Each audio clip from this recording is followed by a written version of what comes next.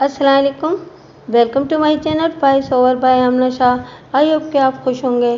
कहानी शुरू करने से पहले आपसे रिक्वेस्ट है कि अगर आपको मेरा कंटेंट पसंद आता है तो प्लीज़ मेरे चैनल को सब्सक्राइब कीजिए। आइए कहानी का आगाज़ करते हैं। देखा थानेदार पुत्र, अब ये अपने मुंह से खुद ही बता रही है, चाची रहमते ने तंजिया लहजे में कहा। इसके कुत्तेपन से वो लड़की चुपचाप घर से निकल गई थी। इसके बाद इस बदनसीब के साथ क्या हुआ हमें कुछ खबर नहीं। सुबह जब हम सोकर उठे तो वो गायब थी। वो मेरा कुत्तापन नहीं था बल्कि हक सच बात थी जो सबको कड़वी ही लगती है, जमीला ने जहरीले लहजे में कहा। सिराजे ने तो मुझे ये ताना भी दिया था कि मैं बांझ हूँ, इसके लिए कोई वारिस भी पैदा नहीं कर सकती। वारिस? उसने तहकीर आमेज अंदाज में गर्दन को झटका दिया और आगे इजाफा करते हुए बोली, वारिस तो वह ऐसे कह रहा था जैसे इसकी लाखों करोड़ों की ज़मीन और जायदाद हो। दंगर फरोश टटपूंजिया कहीं का। ज़बान को लगाम दे जमीला, वरना मैं गुद्दी से खींचकर बाहर निकाल दूंगी तेरी इस गंदी ज़बान को, चाची रहमते ने धमकी आमेज लहजे में कहा। मेरा बेटा दिन रात मेहनत करता है, रिज़्क़ हलाल कमा कर लाता है, इसके पास ज़मीन जायदाद नहीं तो क्या हुआ, और तुझ जैसी बंजर ज़मीन को तो इतने अरसे से कमा कर खिला ही रहा है ना। बंजर ज़मीन के अल्फाज ने जलती पर तेल का काम किया था। जमीला बांझ थी या सिराजा नाकारा था, लेकिन बंजर ज़मीन का खिताब जमीला को ही दिया जा रहा था। कमा कर खिला रहा है तो मुझ पर कोई एहसान नहीं कर रहा। ये कैसे मुमकिन था कि जमीला अपनी सास के वार पर बिलबिलाकर जवाबी हमला न करती। उसने तपते हुए लहजे में कहा, मैं भी तो सारे दिन नौकरानी बनी इस घर में काम करती रहती हूँ, और चाची तुम जैसी इसकी ज़बान दराज माँ को भी बर्दाश्त करती हूँ। वो खुद तो 2-2 3-3 दिन के लिए घर से बाहर रहता है, इसके पीछे भुगतना तो मुझे ही पड़ता है ना। सास और बहू के बीच जन्म लेने वाली ये गर्मा गर्म बहस रफ्ता रफ्ता उरूज की तरफ जा रही थी। इस फालतू बहस में खामखा वक्त ज़ाया हो रहा था, सो इसलिए जमीला की तरफ देखते हुए मैंने सख्त लहजे में कहा, तुम आपस में घर जाकर खूब झगड़ा कर लेना, लेकिन यहाँ मेरे कमरे में बंदर तमाशा ना लगाओ। मैं जो भी पूछूं इसका सीधा और खरा जवाब दो, वरना मजबूरन मुझे दोबारा तुम दोनों को मुच्छल हवलदार के सुपुर्द करना पड़ेगा। वो सारी चौकड़ी भूलकर सरासीमा निगाह से मुझे देखने लगी और मैंने जमीला को मुखातिब करते हुए सख्त लहजे में पूछा, सिराजे के मुताबिक शकीला घर से भागी हुई कोई लड़की थी। 2-3 या 4 इससे ज़्यादा दिन तुम लोगों के पास वो रहकर गई है। तुमने इससे ये तो ज़रूर पूछा होगा कि वो घर से क्यों भागी थी, और ये कि उसका घर कहाँ है। हकीकत तो सोना रब ही जानता है थानेदार साहब, वो ठहरे हुए लहजे में बोली। हमें तो जो सिराजे ने और जो शकीला ने बताया वो ही जानते हैं, तो मैं भी तो वही पूछ रहा हूँ जो तुम जानती हो, मैंने जोर देकर कहा। जी, शकीला के मुताबिक उसका ताल्लुक चांद नगर नामी एक गांव से था, जमीला ने बताना शुरू किया। चांद नगर लाला मूसा से 2 मील दूर मगरिब में वाक़ एक छोटा सा गांव है। शकीला के माँ बाप बल्कि उसका बाप उसकी शादी एक 60 साला बुढ़े से कराना चाहता था, और ये रिश्ता उसे बिल्कुल पसंद नहीं था, मगर घर में उसकी कोई सुनने वाला नहीं था। शकीला ने यह भी बताया कि उसका बाप सोतेला है और उसने किसी बुढ़े जमींदार से तगड़ी रकम पकड़ ली थी, और हर कीमत पर वो शकीला की शादी इस बुड्ढे से करना चाहता था। इन हालात में शकीला ने यही मुनासिब समझा कि वो घर से भाग जाए। अल्लाह कोई ना कोई सबब बना ही देगा। अल्लाह ने सबब बनाया भी तो जमीला ने उसे टिकने नहीं दिया, चाची रहमते ने जमीला के ज़ख्मों पर मिर्च छिड़कते हुए कहा। वो बदनसीब अगर सिराजे से निकाह कर लेती तो दोनों की ज़िंदगी में बहार आ जाती। दोनों की ज़िंदगी में? जमीला ने नफरत भरे लहजे में चबा चबा कर अदा किया। कौन दोनों चाची? मैं और शकीला, चाची रहमते ने जवाब दिया। हैं? जमीला ने दीदे घुमाकर अपनी सास की तरफ देखा। जमीला की तरह मुझे भी चाची रहमते की बात पर हैरत हुई थी। मैंने रहमते की तरफ देखते हुए सपाट लहजे में दरियाफ्त किया, वो कैसे चाची, तुम्हारी और शकीला की ज़िंदगी में बहार कैसे आ जाती?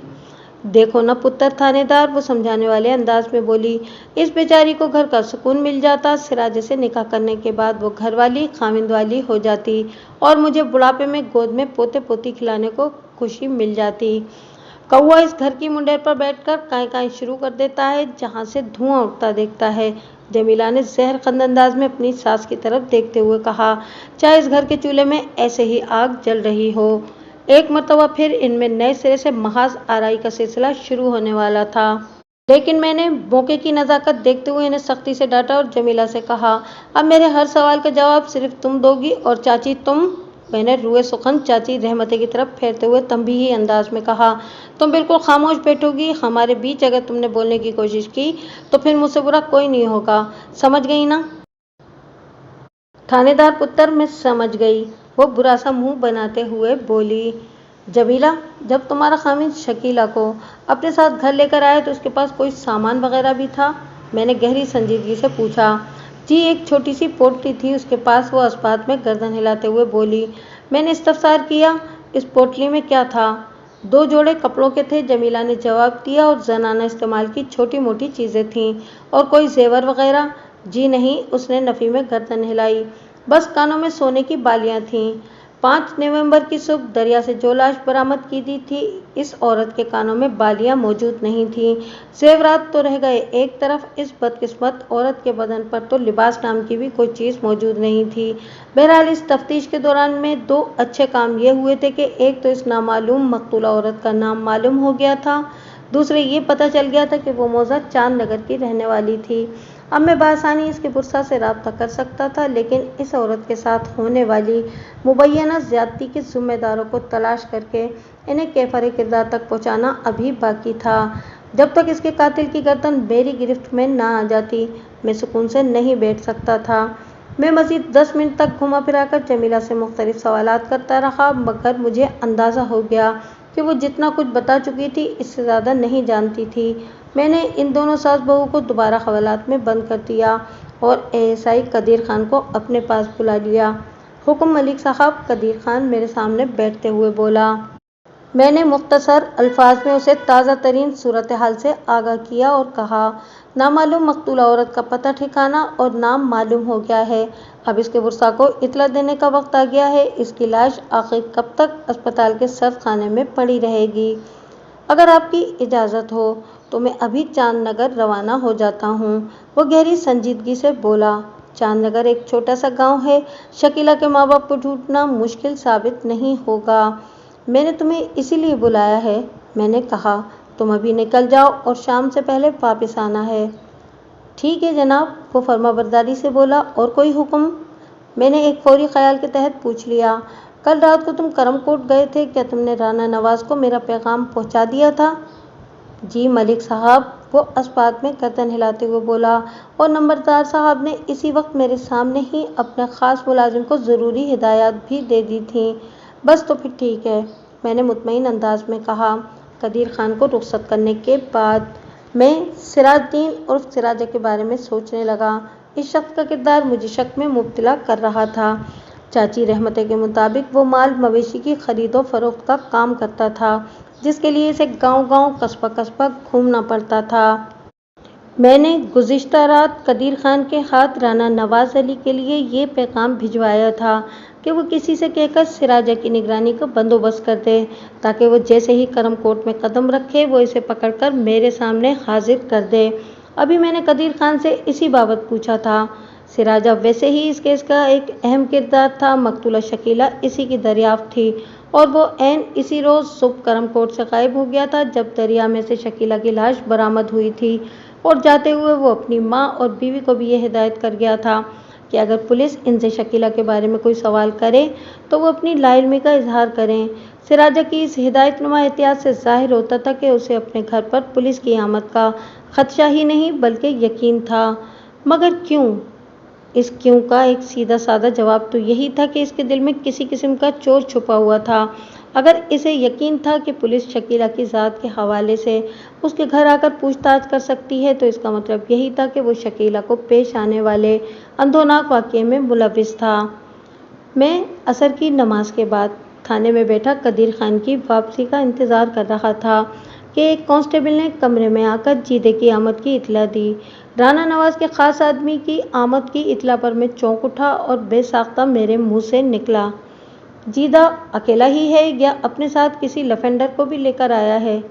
لفینڈر؟ کانسٹیبل نے الجھن زدہ انداز سے مجھے دیکھا۔ مجھے یہ اندازہ لگانے میں چنداں کوئی مشکل پیش نہیں آئی کہ وہ لفینڈر کے مفہوم تک نہیں پہنچ سکا تھا۔ میں نے وضاحت کرتے ہوئے کہا، کیا جیدہ کے ساتھ کوئی ایسا بندہ بھی آیا ہے جو اپنے حلیے اور وضع قطع سے چور اچکا یا اٹھائی گیرا لگتا ہو؟ جی ہاں، کانسٹیبل اسبات میں گردن ہلاتے ہوئے بولا۔ ایک ایسا بندہ ہے تو صحیح اس کے ساتھ ملک صاحب۔ ٹھیک ہے، ان دونوں کو میرے پاس لے آؤ، میں نے تحقیرانہ انداز میں کہا۔ ابھی میں نے کانسٹیبل کے سامنے جس لفنڈر یعنی لفنگے اور آوارہ شخص کا ذکر کیا تھا، اس سے میری مراد جمیلہ کا گھر والا یعنی ڈنگر فروش سراج الدین عرف سراجہ تھا۔ پھر جب جیدہ میرے کمرے میں داخل ہوا تو میری مراد بر آئی۔ جیدہ نے مجھے سلام کرنے کے بعد مسرت انگیز انداز میں بتایا، تھانے دار صاحب، یہ سراجہ ہے، چاچی رحمتیں کا بیٹا۔ میں نے سرتاپا سراجے کا جائزہ لیا۔ وہ عام سی شکل و صورت اور کنگ سائز ہاتھ پاؤں کا مالک ایک دبلا پتلا اور دراز قامت شخص تھا۔ رنگت سانولی اور سر کے بال گھنگریالے تھے۔ اسے دیکھ کر میرے ذہن میں اس کے لیے خرکار کا لفظ چمکا تھا۔ مجھے اس بات پر شدید حیرت ہوئی کہ شکیلہ جیسی خوبصورت اور دلکش لڑکی اس کی باتوں میں آ کر لالو موسیٰ کے ریلوے اسٹیشن سے کرم کوٹ تک کیسے چلی آئی۔ مجھے سراجے کی بیان کردہ اسٹوری کے پیچھے بھی کوئی اور ہی سنسنی خیز ڈرامہ چھپا ہوا نظر آ رہا تھا۔ بیٹھ جاؤ، میں نے سرسری انداز میں کہا۔ جیدہ میری میز کے سامنے بچھی ہوئی 2 کرسیوں میں سے ایک کو کھینچ کر بیٹھ گیا۔ جب سراجے نے جیدہ کی دیکھا دیکھی دوسری کرسی کی جانب ہاتھ بڑھایا تو میں نے سخت لہجے میں کہا، تم سیدھے کھڑے رہو۔ وہ شکایتی نظر سے مجھے دیکھتے ہوئے بولا، تھانے دار جی، ساری زیادتیاں میرے ساتھ ہی کیوں جناب؟ اوئے زیادتی کے گھوڑے! میں نے تیز نظر سے گھور کر اسے دیکھا۔ ہم نے تمہاری کتنی بھینسیں اور بکریاں چوری کی ہیں جو شکوہ کر رہے ہو؟ جناب، یہ زیادتی کیا کم ہے کہ آپ نے پچھلی رات سے میری بوڑھی ماں اور جوان بیوی کو تھانے میں بند کر رکھا ہے؟ وہ نیم احتجاجی انداز میں بولا۔ آخر ان کا قصور کیا ہے؟ ان دونوں کا قصور تم ہو سراجے، میں نے ایک ایک لفظ پر زور دیتے ہوئے کہا۔ اگر تم چاچی رحمتیں کے بیٹے اور جمیلہ کے گھر والے نہ ہوتے تو انہیں پچھلی رات حوالات میں نہ گزارنا پڑتی۔ یہ سب تمہاری وجہ سے ہوا ہے۔ میری وجہ سے؟ وہ حیرت اور الجھن کی اداکاری کرتے ہوئے بولا، مگر میں نے کیا کیا ہے؟ تم نے کیا کیا ہے؟ میں نے نفرت آمیز انداز میں اسی کے الفاظ دہراتے ہوئے کہا۔ تم نے جو کچھ بھی کیا ہے اس کا 50% جمیلہ اور چاچی رحمتیں نے مجھے بتا دیا ہے اور باقی کا 50% تم بتاؤ گے۔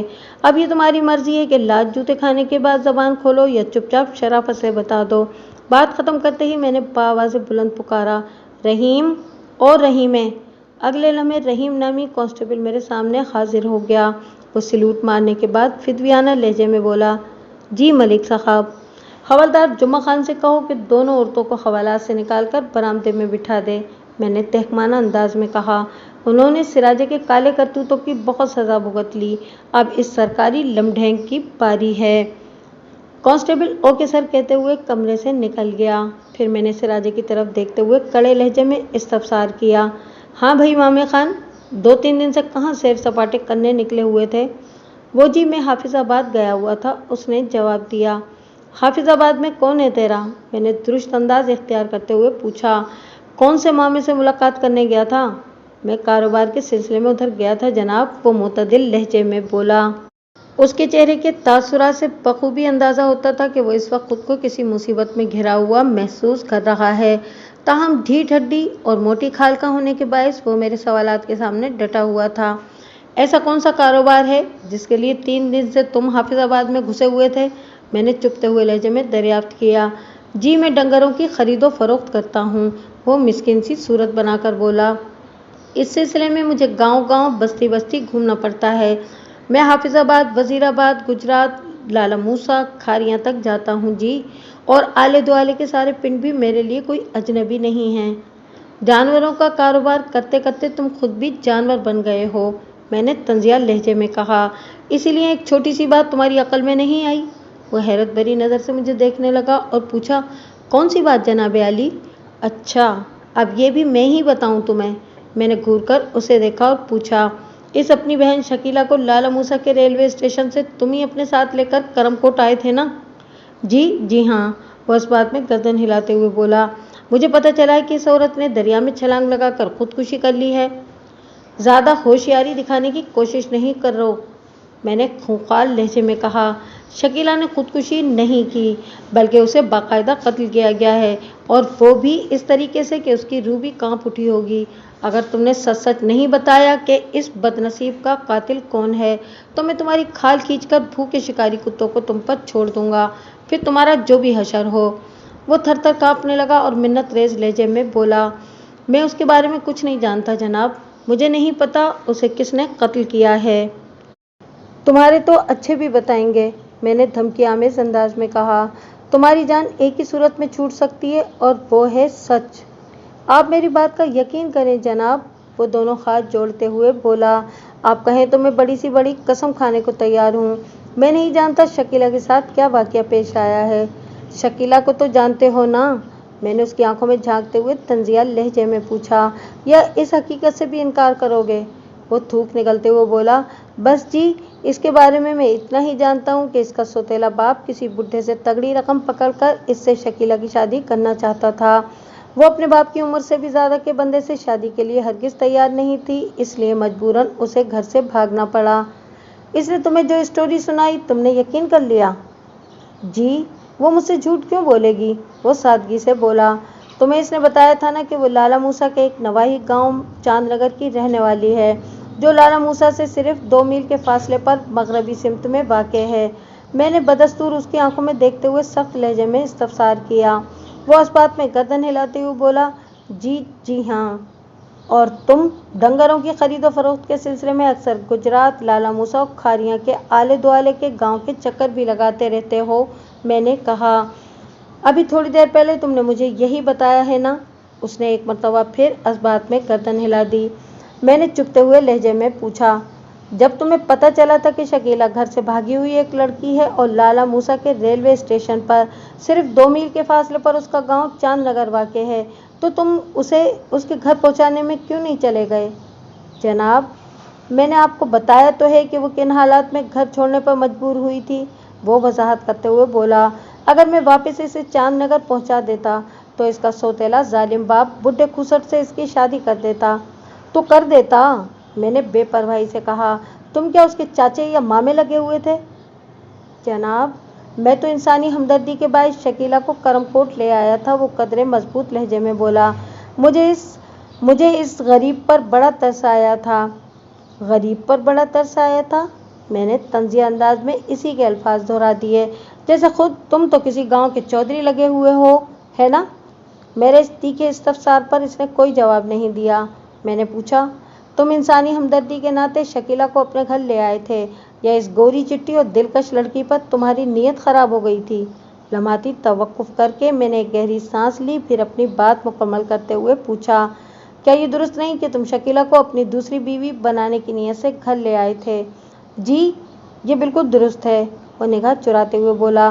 वो मुझे बहुत अच्छी लगी थी, मैंने यही सोचा था कि इसे घर में ले जाकर शादी कर लूँगा, लेकिन ये बात मैंने इसे लाला मूसा के रेलवे स्टेशन पर नहीं बताई थी, और घर में जब मैंने ये जिक्र निकाला तो जमीला ने एक तूफ़ान खड़ा कर दिया, और इस तूफ़ान की कहानी में जमीला की ज़बानी पूरी तफसील से सुन चुका हूँ। मैंने उसकी बात पूरी होने से पहले ही कह दिया, तुम तो शकीला की खातिर जमीला को फारिग करने पर भी तुल गए थे। मैं गलत तो नहीं कह रहा ना? नहीं जी, आप बिल्कुल ठीक कह रहे हैं, वो मेरी बात की तायद करते हुए बोला। मैं शकीला को अपने निकाह में ला रखा था, दूसरी शादी करना कोई जुर्म तो नहीं जनाब? दूसरी शादी करना यकीनन कोई जुर्म नहीं, मगर घर से भागी हुई किसी लड़की को अपने घर में पनाह देना यकीनन एक संगीन जुर्म है, मैंने एक एक लफ्ज़ पर जोर देते हुए कहा। ख़ास तौर पर इस सूरत में कि तुम्हें इसके घर का पता ठिकाना भी मालूम था। तुम्हें पहली फुर्सत में शकीला को उसके घर पहुंचाना चाहिए था, लेकिन इस खूबसूरत जवान लड़की को देखकर तो तुम्हारे होश ही ठिकाने नहीं रहे थे, बल्कि तुम्हारी नीयत के दांत निकल आए थे। बस जी, गलती हो गई, वो रोनी सूरत बनाकर बोला। गलती हुई है तो अब इसे भुगतना भी पड़ेगा, मैंने उसके चेहरे पर निगाह जमाते हुए कहा। इस बदनसीब की आबरू को तार तार करते हुए मौत के घाट उतारा गया है। मैं जब तक इसकी इज्जत के लुटेरे और इसके सपाक कातिल को इबरतनाक सज़ा नहीं दिलवा लूँगा, मुझे चैन नहीं आएगा। और तुम मुझे इस दरिंदे तक पहुँचाओगे जिसने शकीला का हशर नशर किया है। मैंने कुछ नहीं किया जनाब, वो आजिज़ी से बोला। शकीला की मौत में मेरा कोई हाथ नहीं।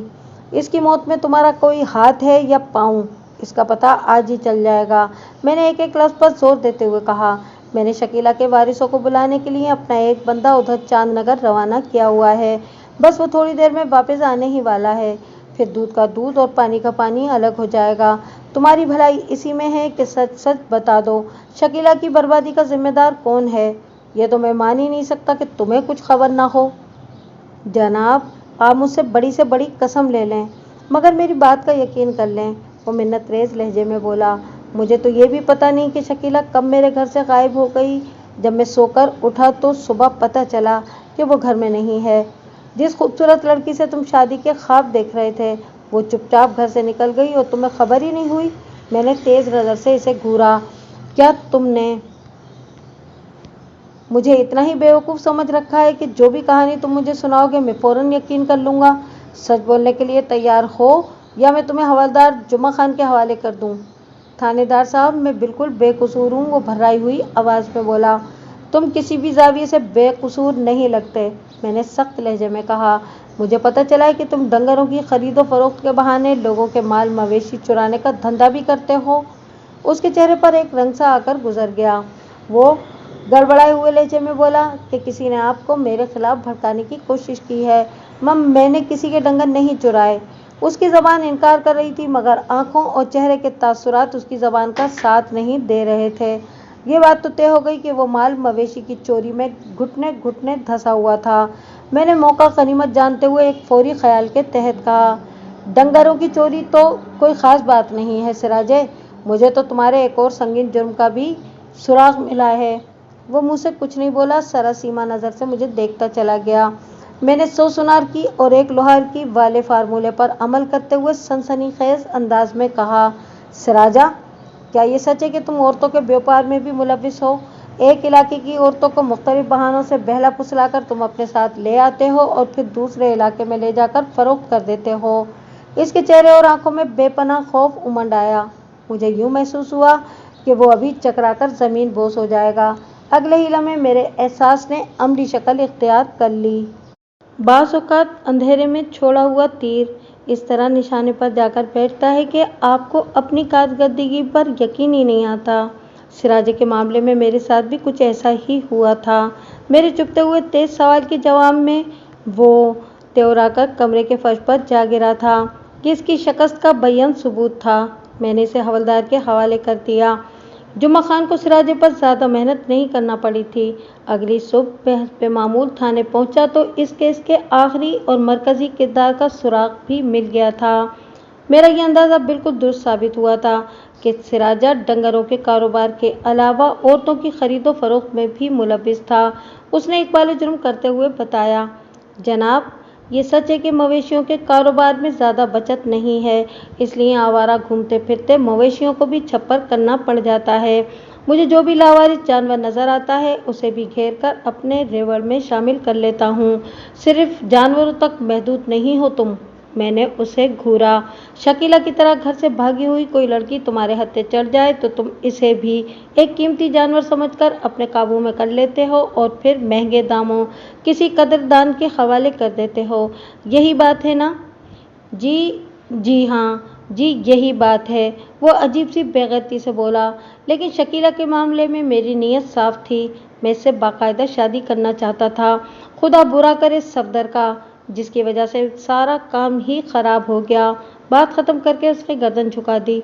ये सफदर कौन है? मैंने सरसराते हुए लहजे में सवाल किया। और उसने किस तरह तुम्हारा काम खराब कर दिया था? सफदर चौधरी इफ्तिखार का ख़ास बंदा है जी, उसने बताया। सफदर को पता चल गया था कि मेरे पास एक बहुत ही खूबसूरत औरत आई है। उसने जाकर चौधरी इफ्तिखार को बता दिया। चौधरी इफ्तिखार बहुत ही अय्याश और पहुंच वाला बंदा है जी। उसने मुझे अपनी हवेली बुलाया और शकीला को उसके हवाले करने को कहा। मैंने चौधरी इफ्तिखार को सच सच बता दिया कि मैं शकीला से शादी करना चाहता हूँ। वो ढिठाई से बोला कि शादी तुम 2-3 दिन बाद भी कर सकते हो, अभी तुम शकीला को 1-2 दिन के लिए मेरे हवाले कर दो। थानेदार साहब, मैं चौधरी इफ्तिखार के सामने मजबूर हो गया था। ओह, मैंने एक गहरी सांस खारिज की और कहा, तुम इसी चौधरी इफ्तिखार की बात कर रहे हो ना, जो नूरपुर का चौधरी है? मौजा नूरपुर मेरे इलाके से ज़ेरी सिमत 2 मील के फासले पर वाक़ था, यानी वो दरिया के बहाव की जानिब मगरिब में वाक़ था। चौधरी इफ्तिखार की अय्याशी, बदमाशी और जुल्म व जबर की मैंने बहुत सी दास्तानें सुन रखी थीं, लेकिन अभी तक इस पर बराह रास्त हाथ डालने का मुझे मौका नहीं मिल सका था। जी हाँ, मैं इसी चौधरी इफ्तिखार की बात कर रहा हूँ, सिराजे ने इस बात में गर्दन हिलाते हुए जवाब दिया। चौधरी ने मुझे धमकी दी थी कि अगर मैंने 1-2 दिन के लिए शकीला को उसके हवाले न किया तो वो हम दोनों के टुकड़े करके चील कौओं को खिला देगा। चौधरी बहुत ही जालिम इंसान है जनाब। मैं शकीला को उसके हवाले करने पर मजबूर हो गया था। मुझे क्या पता था कि वह हविस के नशे में ऐसा दरिंदा बन जाएगा कि शकीला इसकी बर्बरियत का निशाना बनकर मौत के मुंह में चली जाएगी। इसकी आवाज़ में नमी उतर आई। वो भर्राए हुए लहजे में बोला, जनाब, शकीला की मौत का मुझे भी बहुत दुख है, मगर मैं इस सिलसिले में चौधरी का कुछ नहीं बिगाड़ सकता। मैं बिगाड़ूंगा चौधरी का, मैंने बड़े अज़्म से कहा। मैं इसका सब कुछ बिगाड़ कर रख दूंगा। सिराजे को मैंने दोबारा हवालात में बंद कर दिया। इसके हाथ इतने भी साफ नहीं थे कि मैं एक वाले जुर्म के बाद इसे घर जाने की इजाज़त दे देता। उसने डंगरों की चोरी चकारी के अलावा लड़कियों की खरीदो फरोख्त का भी इकरार कर लिया था, जो कि एक संगीन जुर्म था। मैं सिराजे को आसानी से नहीं छोड़ सकता था। इसकी गवाही से तो मैं चौधरी इफ्तिखार की ऐसी कमतेसी करने वाला था। इसी रोज़ दोपहर से पहले मैंने चौधरी इफ्तिखार को गिरफ्तार करके हवालात में बंद कर दिया। उसने सारा इल्ज़ाम अपने मुलाजिम सफदर पर डाल दिया। मैंने सफदर को भी शामिल तफ्तीश कर लिया और इस तफ्तीश के दौरान में चौधरी पहले तो मुझे ख़तरनाक नताइज की धमकियाँ देता रहा। जब उसने देखा कि मैं उसकी धमकियों से मरूब नहीं हो रहा तो वो मिन्नत समाजत पर उतर आया और मेरी खिदमत का ख्याल जाहिर किया। जब वो मुझे एक भारी रकम रिश्वत में देने की पेशकश कर रहा था तो इस लम्हे मेरे तसव्वुर में मजलूमा मकतूला शकीला का अज़ियत से भरा हुआ चेहरा घूम गया। मैं इस रोंगटे खड़े कर देने वाले मंजर को कभी नहीं भूल सकता था।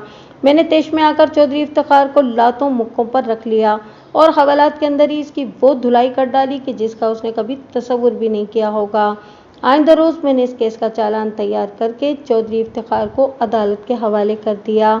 सिराजे ने इसके खिलाफ वादा माफ गवाह बनने का इरादा जाहिर किया तो मैंने उसकी बात मान ली। मैं हर कीमत पर चौधरी इफ्तिखार को सख्त से सख्त सज़ा दिलवाना चाहता था और इस सिलसिले में सिराजे की गवाही बहुत ही अहम किरदार अदा कर सकती थी। ये मामला तो किसी तरह निमट गया। चौधरी इफ्तिखार पर कोई 2 साल तक केस चला, फिर अदालत से इसे उम्र कैद की सज़ा हो गई।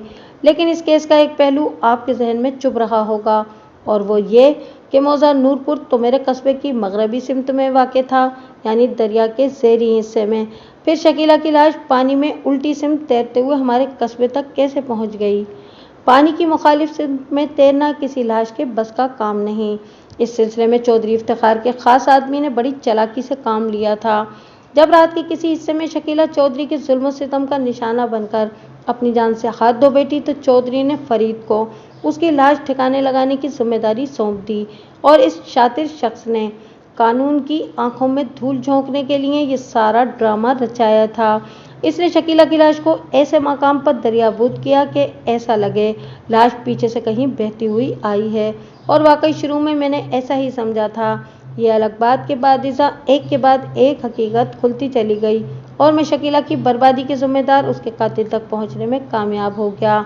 अल्लाह भी एक हद तक ही अपनी रस्सी को दराज करता है, फिर जब वो पकड़ और जकड़ पर आता है तो बड़े बड़े फन्ने खान बेबस हो जाते हैं। कानून कुदरत के साथ खुल्लम खुल्ला मजाक करने वाले ज़्यादा अरसे तक आज़ाद दंदनाते नहीं फिर सकते। ऐसे नाफरमानों का अंजाम बड़ा ही भयानक और हसरतनाक होता है, जैसा कि चौधरी इफ्तिखार का।